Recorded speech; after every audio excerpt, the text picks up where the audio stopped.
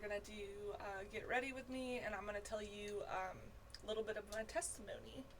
As you can see in the description, there are certain things I'm talking about, so guys, sorry, but you might not like what I'm talking about, so sorry. But anyways, I just washed my hair, so I gotta comb it out, put the right product in it. I don't like to dry my hair immediately after wetting it. I like to let it air dry a little bit. Just, I don't know, gives me peace of mind, I guess. But anyways,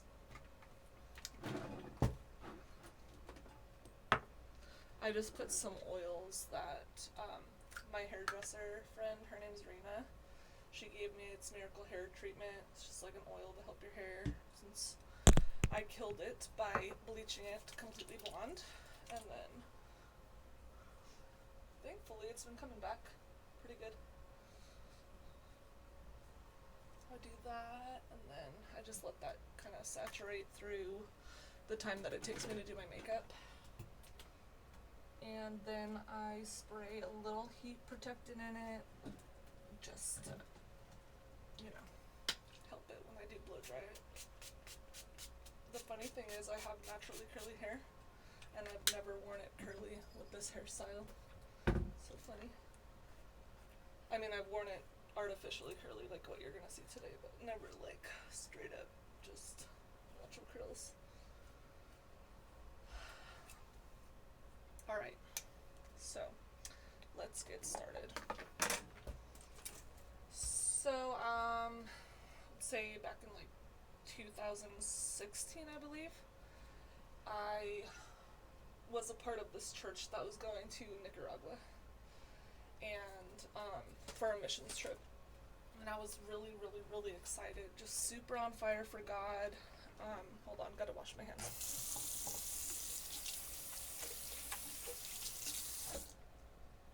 Super on fire for God, just like wanted to change the world for Jesus. And then went over to Nicaragua, had the time of my life. It was so good. And then came back, and like most of the team had experienced sickness, like diarrhea and just like, stuff that you might get over there eating their food, which doesn't have all the added hormones our food here has. Stuff like that. So, I just kept getting sick for a really, really long period of time, and was kind of like wondering what that was about. So I went to this doctor, my like normal everyday doctor, whatever, and he like tried every test in the world. Like, dudes, it was weird. Like, one of the tests I had to like give him a sample of my poop. Very weird. Anyway, so he could not find anything wrong with me at all. So, I mean, I was just getting all kinds of stuff. Anyways, so in that period, one morning I get up and I go to work, and I notice that I have like mild cramping, like as if I'm on my period, right? So, go to work, and within 2 hours of going to work, it's like the most excruciating pain. Still cramping, but like, whoa, something's going on. And like, growing up, one of the biggest fears of mine, so weird, was appendicitis, and that's exactly what I thought was going on. Like, it's hurting on one side, blah blah blah. So I clock out, leave work, go to the hospital, the ER, and they run all kinds of tests, and then this doctor comes in, and he's like telling me that I have endometriosis, and I have complex ovarian cysts, which at that time I had no idea what that was. I don't know. So I'm like, okay, like, they send me home on all kinds of drugs, which bomb. But don't do drugs, kids. And hold on, I'm looking for something, and I can't multitask apparently. There's one thing I'm looking for, and I can't seem to find it. Oh, there it is. My primer. So, I'm not going to tell you, like, exactly what I'm doing as far as my makeup goes, so if you guys do want a video of that, let me know in the comment section or on my Instagram, and we will do something like that where I'm explaining what I'm doing. But for this one, I'm not. I'm just going to kind of tell you the story so we can get ready together as opposed to, you know, a tutorial. Anyway, so I start seeing this doctor, the one that saw me, that told me I have the ovarian cyst, right? So I start seeing this doctor, right, the one that told me that I have the ovarian cyst, and basically he is like, you're gonna need surgery. So I'm like, okay, cool, you know, whatever, let's do it. Never had surgery in my life. Just a little kid. Like, I would think I was like 20 something, 25 at the time. So I go in to have surgery, and like, you know, obviously before surgery, they prep you on like everything that could go wrong. And they're like, okay, best case scenario, you know, it's this and we remove it, but worst case scenario, it's like cancer. So I don't know why. I didn't at the time think like cancer at all. But my mom came to like be with me before surgery and stuff, and I told my mom, like, no matter what they come out and tell you after the surgery, like, just know God's in charge. And like, I honestly had no idea like anything was gonna happen during the surgery. So I was like, okay, whatever. Like, I don't know why I told mom that, but I was like, just in faith mode, you know, God's got it. So I wake up from surgery, and I'm in like the little, you know, area that you go into when you wake up for surgery. The I don't know, whatever they call that. You're all like, hi, can I have some ice cubes? Because, you know, you're thirsty. You haven't eaten or drinking in like forever. Oh, and the prep for the surgery, oh, it was bad. They just had you on like straight X-Lax, and you couldn't eat like for 8 hours before it. Only like solid food the day before. Anyway, so I wake up, and, you know, I'm kind of like trying to come to my senses, and the doctor comes in, and he's like, you have ovarian cancer, your mom's upset, and you're going home today. Like, just straight like that, in that tone and everything. So I'm like, holy crap, start crying, you know, just going like, what? Words I never thought I would hear.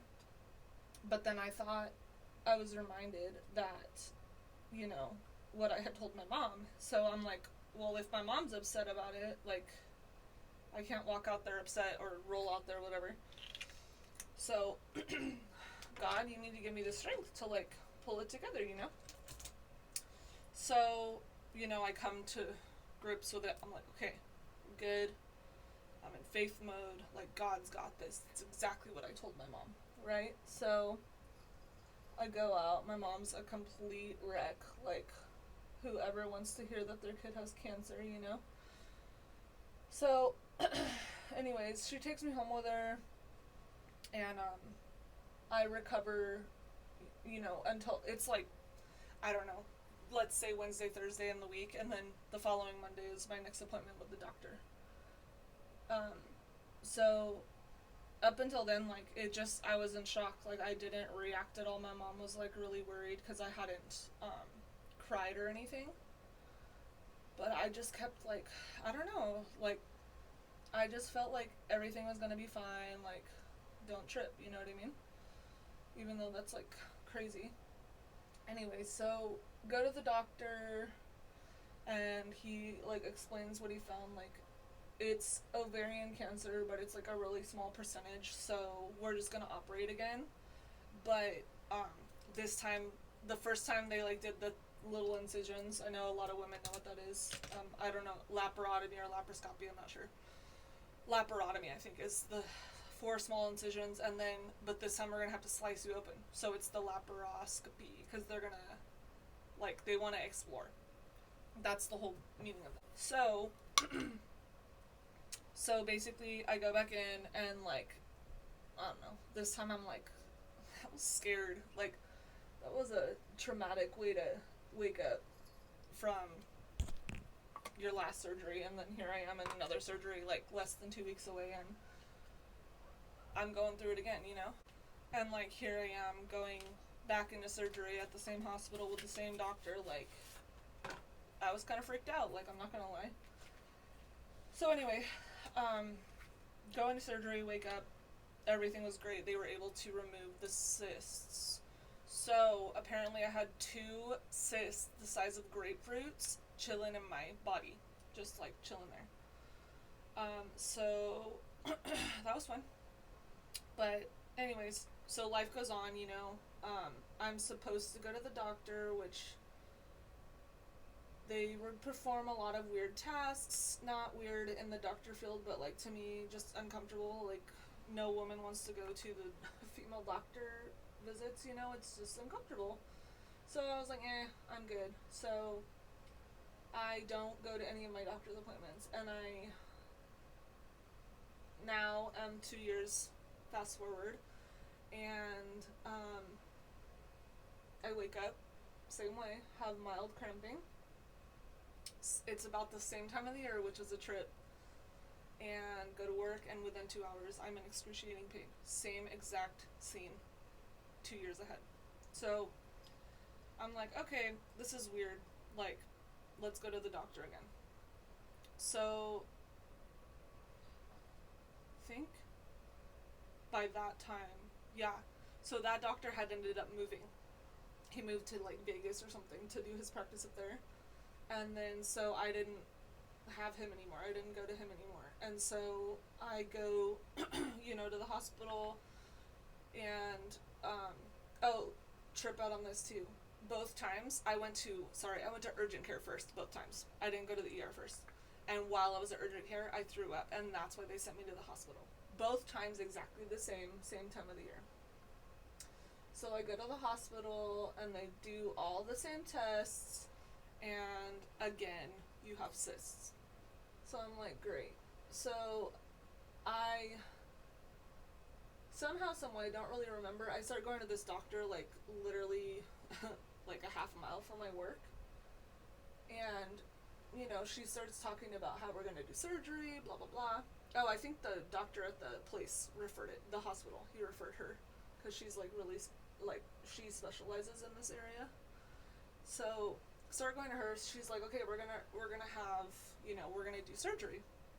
So, or we have this alternative method, which is, she's gonna, like, give me pills to shrink the cysts, and basically, the cysts are just gonna chill in my body, but they'll be gone, like, they won't be gone, but they'll be shrunk in my body and just chilling there. So I told her, you know, that the last time this happened to me, they had cancer in them.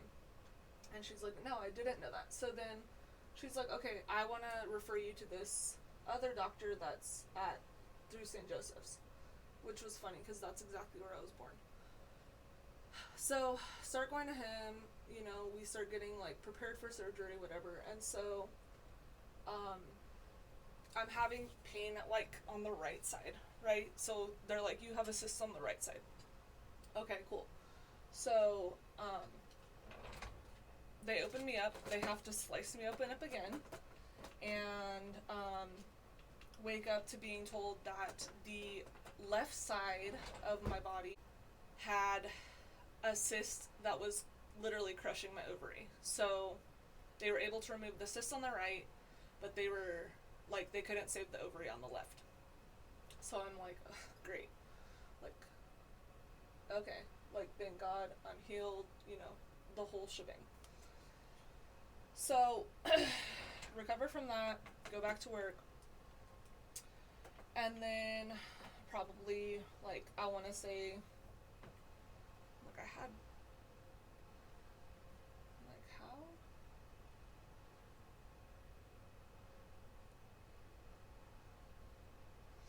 I'm, like, forgetting, oh, never mind, I'm not forgetting.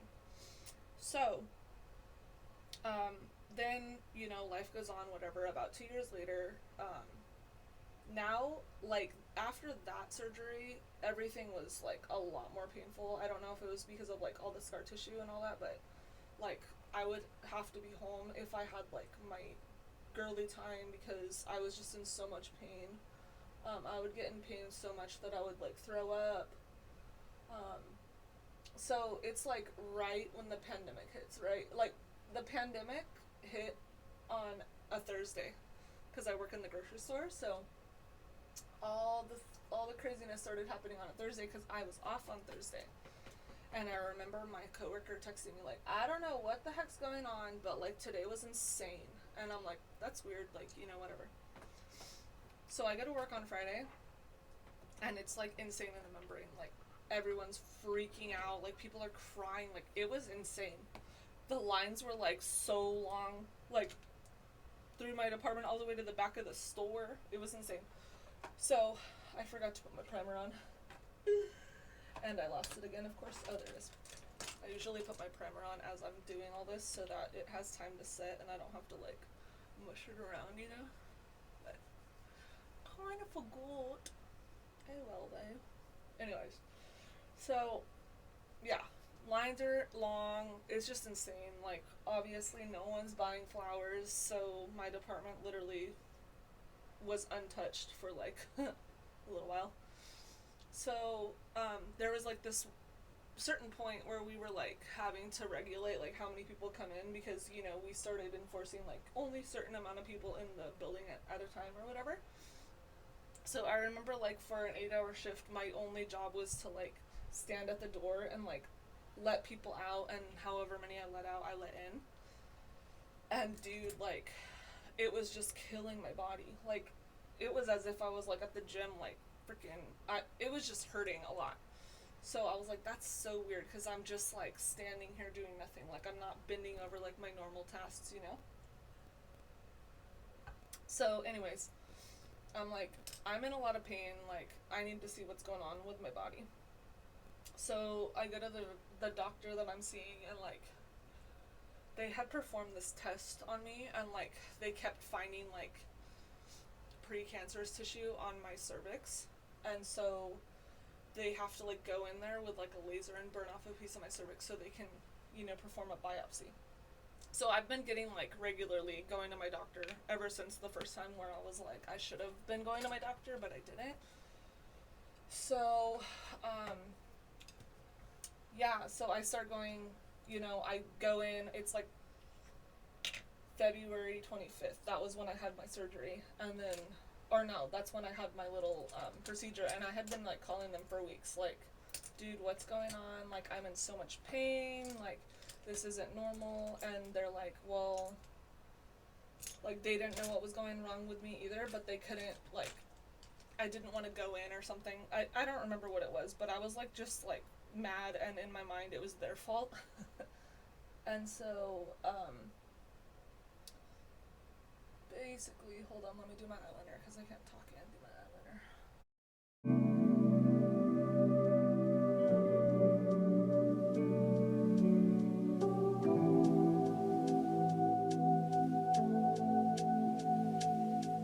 Sorry, still doing my eyeliner. One side of course came out the way that I didn't want it to come out, or it didn't come out as perfect, I guess you should say. Girls, you know my struggle.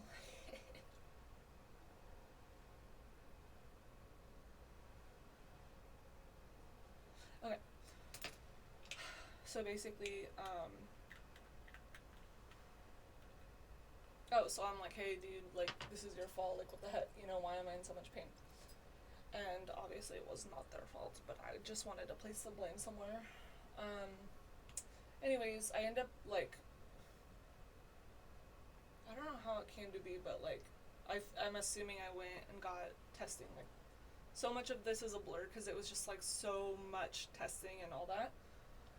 So somehow, some way, we found out that I had another cyst. So, I go to surgery, and now it's like pandemic time, so like you can't have anyone in the hospital with you. You have to go by yourself. And I'm just like, God, like, you need to really give me the strength to do this because I remember what happened. I remember what happened, how I found out. So basically, it was like one particular day, and I was like feeling a lot of pain in the morning, so I went to the hospital. And lo and behold, they said, like, a cyst had burst. I had found out I had a cyst. That's what it was. I had a cyst the whole time, but they were, like, non-benign. So they kept them in my system. That's what it was. They kept them in my body because they weren't, like, cancerous or anything. So I guess what they ended up saying is that, like, when I would have my period, a little bit of my blood would spill out into whatever, and it would create a cyst. And that's how I was getting these, like, cancerous cysts. So, like, the whole time I'm going through, like, all these mind battles of, like, my body is trying to murder me, and I was, like, blaming myself because I thought, you know, I'm drinking too much coffee, or I'm doing this, like, because, you know, so many things, like, encourage ovarian crap in your body. And so I'm blaming myself for all these years, blaming myself. So by this time it's what, 2016? So 2016 was when it started, so this is now 2020. Because that's when the whole COVID thing hit. So for all those years, I'm, like, literally blaming myself and telling myself that, like, I'm the reason that my body's acting like this, and, like, I shouldn't have done all these things, and, like, God wouldn't be punishing me, and, you know, all that stuff, all that mumbo jumbo. So, pretty much went to the doctor, or went to the hospital in the morning,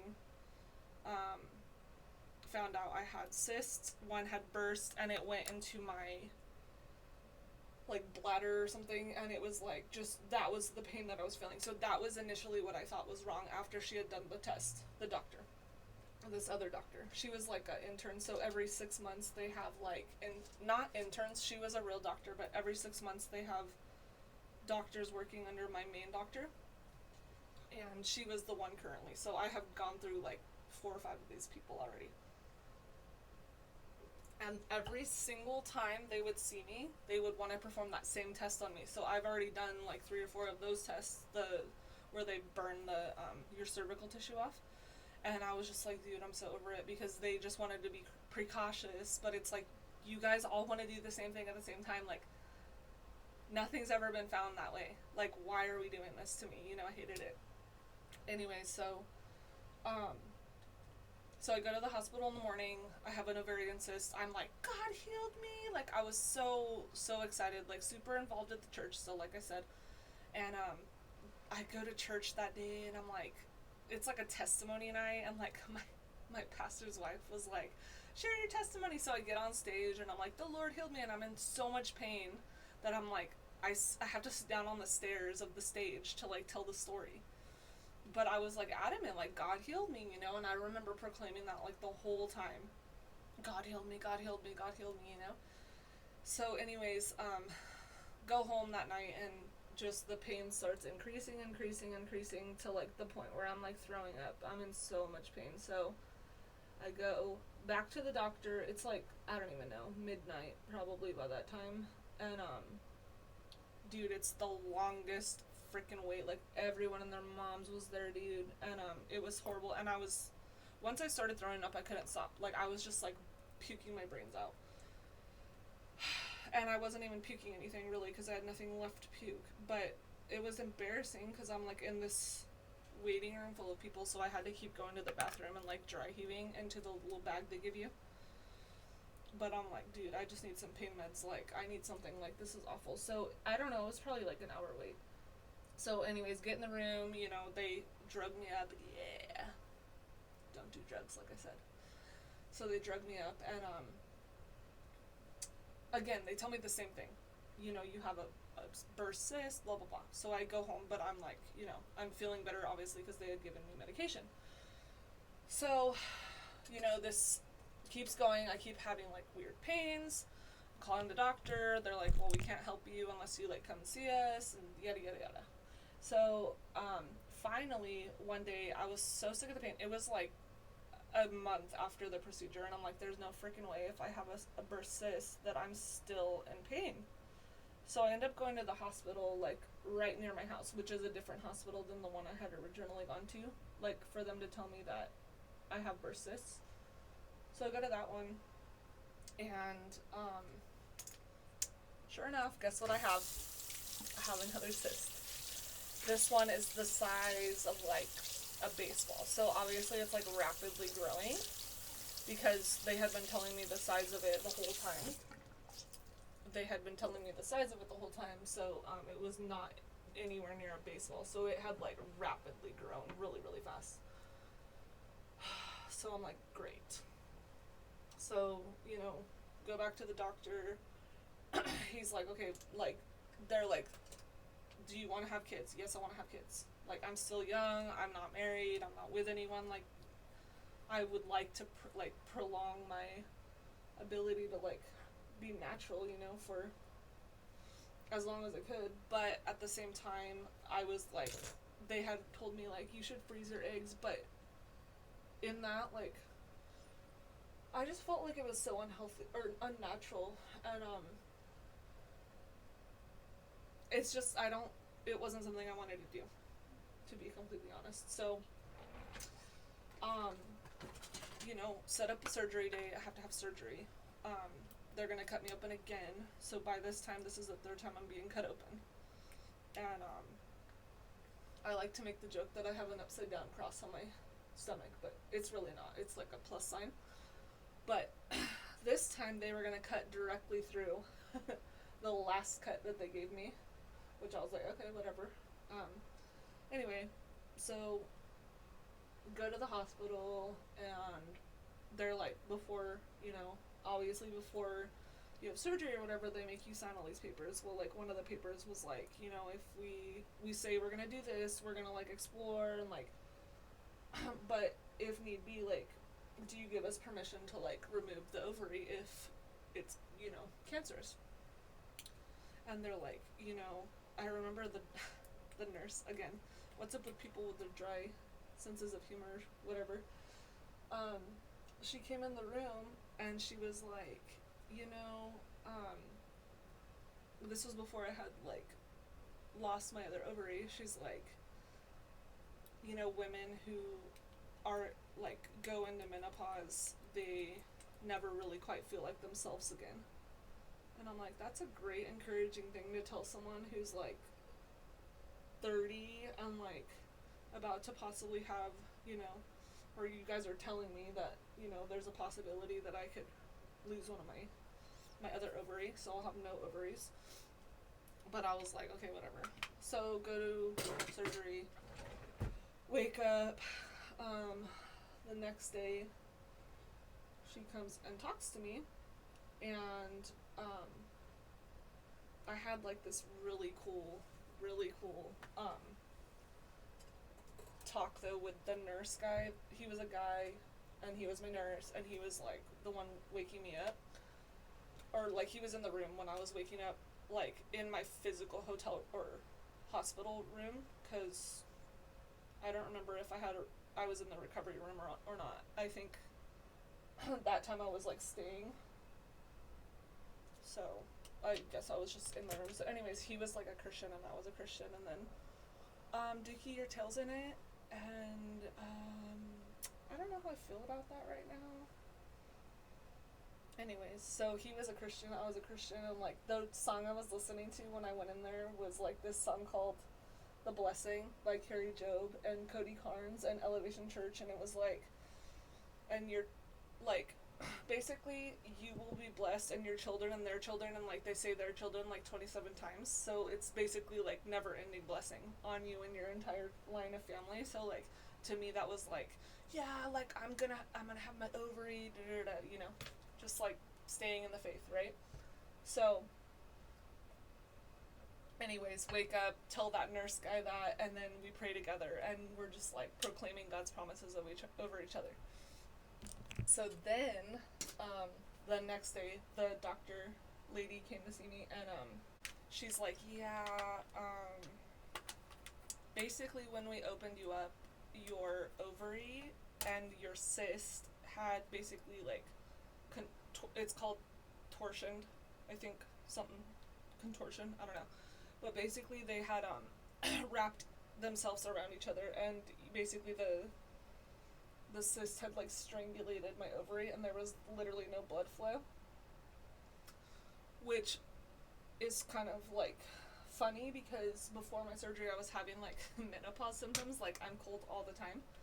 But at that time I was really like getting hot flashes and stuff, and I was like, what is going on with me? So anyway, so I mean, it wasn't like I like completely didn't see it coming, but like obviously it still comes as a shock no matter how much you've prepped yourself. So yeah, so that just sent me straight into surgical menopause at 30 years old. So start going through it emotionally. They put me on hormone therapy to like inject my body with hormones because can't think of the word, estrogen, because obviously like my body's not doing or giving me estrogen anymore. And yeah, so I started taking that, started putting that, it's a little patch that I put on, and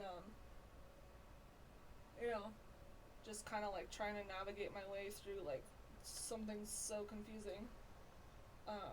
I just felt like in that season of my life, like everything that I really loved or whatever was being taken from me, and it was just like a really tough season to walk through. And obviously like 30 and menopause, like there's not many people who can relate to you super, you know, maybe not in your geographical way.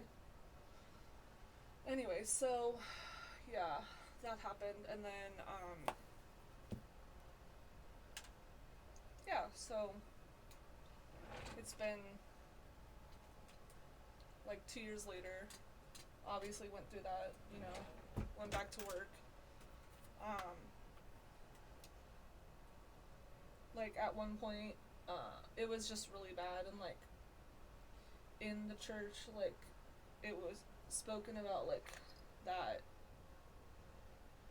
you know, I really needed someone to talk to. Like I needed a therapist. I was on meds now. No, not yet. I was on meds, but not the meds that I'm going to talk about later. I was really depressed, really confused, really down, just like literally felt no hope for life at all. And therapy was always like something that was like, you don't need therapy, you need Jesus. And I'm like, okay, I love Jesus, I do, but I need someone to talk to. And if Jesus is going to provide that someone to talk to, then I'm going to believe that Jesus is the one providing it, and I'm not going to feel bad about it, you know? So, yeah, so I started seeing a therapist over the phone because COVID, everything shut down, and there was nothing open, so I had to see that person, and it was really good, honestly. It really did help. I have a totally different outlook on therapy now than I did before. I gotta blow dry my hair now, so I'm just gonna like fast forward through this part.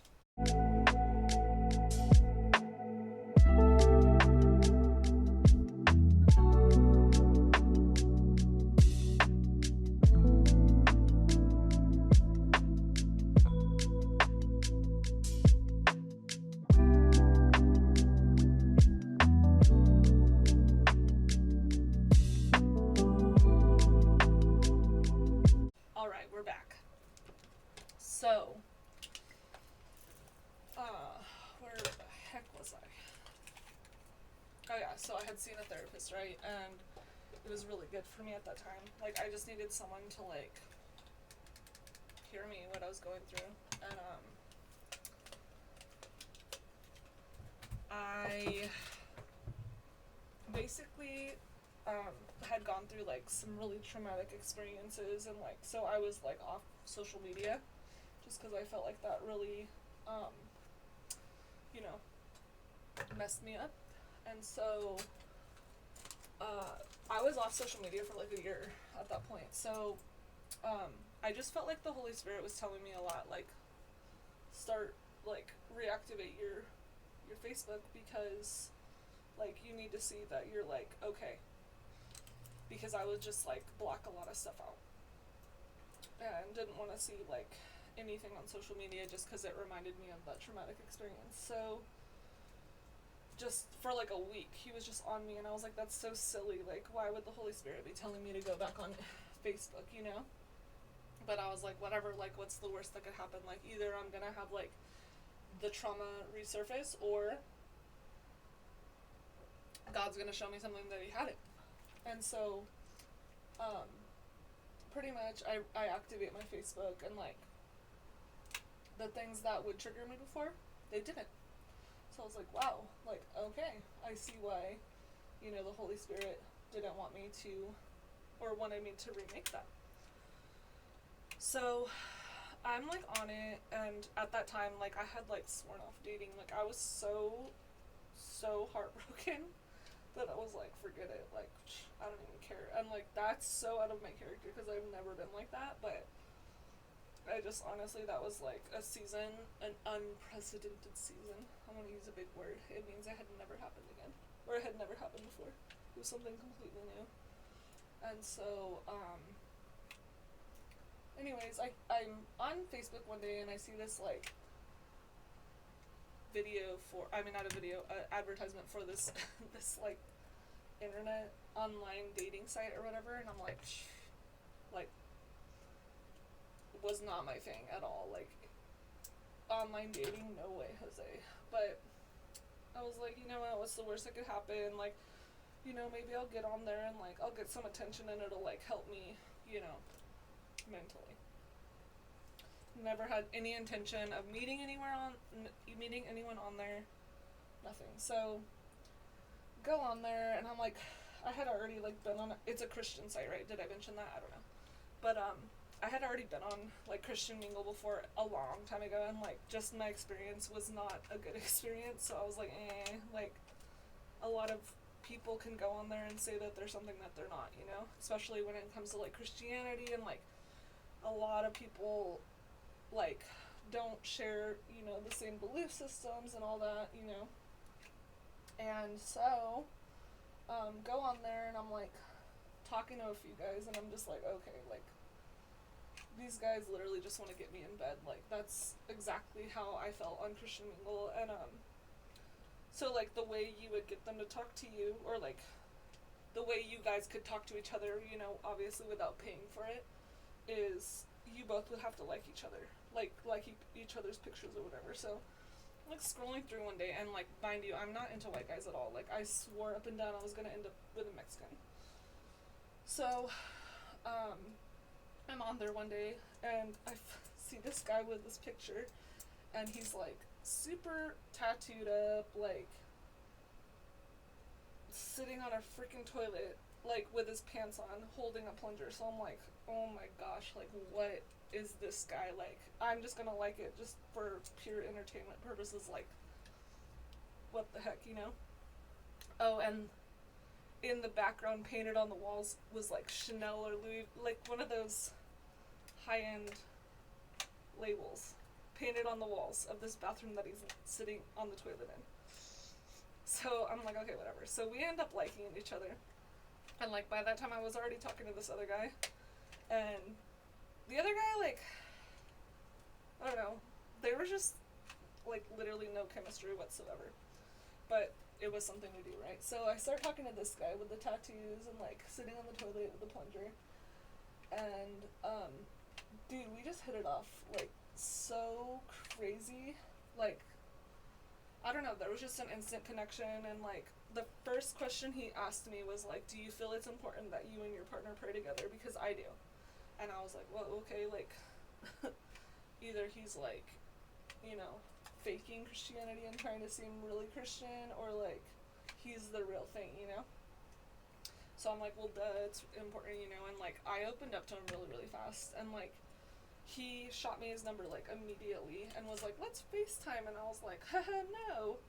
And so I just, like, completely ignored it. So we ended up, like, talking one night, but then it was really weird, because the next day, like, all I could think about was, like, we hadn't established, like, we're gonna talk again, or, like, I like you, you like me. We hadn't established anything like that, but I just was, like, wondering, like, I wonder how his day is, like, I wonder how he's doing, you know? So anyways, I ended up like going on there and emailing him, and I'm like, how was your day? Da-da. So that day, he was like, called me out, like, what are you scared to talk to me on FaceTime or whatever? And so, anyways, we FaceTime and like we're talking for like hours, and I remember him like making the joke of like he was gonna take a bath in the washing machine, which was pretty hilarious because that genuinely fits his personality, joke wise. Almost burned myself. And I remember like telling him my story, and I remember he was just sitting there like this, like just listening, and I was like, oh, I forgot I was gonna do a different hairstyle. Oh well, we'll do it next time. I meant to do curls, and I'm doing straight. Oh well. Anyways, yeah, so he's just like sitting there listening, and like he was older than me, so like that was a new experience for me, because for some reason I would always go after younger guys. And yeah, so we're just talking whatever, and then like he ends up like saying like, let's meet up. He originally lived in San Diego, but he was staying in Venice to help his sister out while she was in rehab, and he was basically like house sitting for her, because she moved into the rehab, and they were like starting this music group, and like she was rapping and he was singing, and he is like an artist, like, so he's telling me all of this, right? So like I'm like, okay, fine. Like, so we meet up, we go to the Venice boardwalk, and I just remember like seeing him the first time.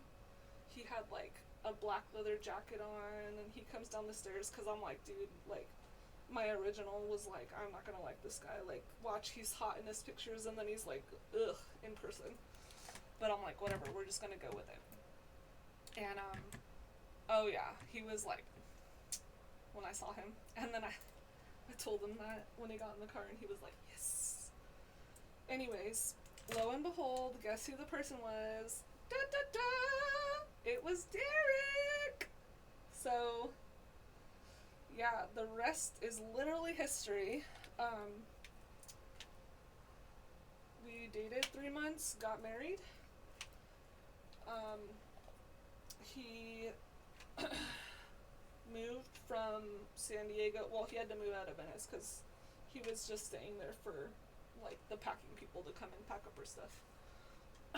And then moved from San Diego, and I moved from where I was living in Placentia, and we moved out to Timbuktu, where my mom lives, in Mentone Beach, which I don't know if anyone has ever heard of that, but it's between Redlands and Yucaipa, and it's this little crackhead town. Sorry, Mom, if you're watching. I love your town, but it is crackhead town. And we lived in my uncle's trailer for, the first 3 months of our marriage. And then we moved to where we live now, which is an apartment in Riverside. And, yeah, so since then, I said all that to tell you that God is always faithful, and although I wasn't healed in the ways that I thought I was going to be healed in that moment, I was healed in so many other ways that I never, ever thought possible. Eventually, I just got tired of constantly, we want to do that cervical thing and like burn your cervix. I got tired of it because I'm like, I can't have kids at this point. Like, well, I could through artificial insemination, but I don't want to do that either. Like, at that point, like, I started getting like anxiety and depression and stuff after, like, really bad after my ovaries were removed, because my hormones were just like crazy. So I ended up going on medication, which honestly I can say was one of the best decisions I've ever made in my life. I went on antidepressants, and I went on anxiety medication, which was like something I really had to like break from myself, because I swore it was like the devil. Remember Adam Sandler's mom in Waterboy? It's the devil! Anyways, so yeah, I really had to break myself from that mindset and just like do it. And honestly, it's been like one of the best decisions I've ever made in my life. And So that's been the story since. So then, me and Derek get married and we move in and we're like living and we both decide like we don't want children. And yes, if we want to adopt in the future, we've talked about it, we'll talk about it then, but right now, like with our emotions and stuff, no way, Jose. Derek has PTSD and he's also on medication, and he went through like the loss of his sister, his grandma, his sister and his grandma within 2 weeks of each other, and then he went through, he had to have his gallbladder like surgically removed by emergency.